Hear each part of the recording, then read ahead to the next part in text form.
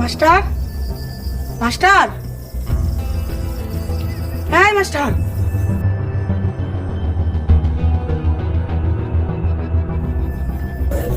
ছোট মা, আসসালামু আলাইকুম। ওয়ালাইকুম আসসালাম। এত রাইতে আপনি কেউ দেখলে তো সমস্যা হইব। কেউ দেখবো না।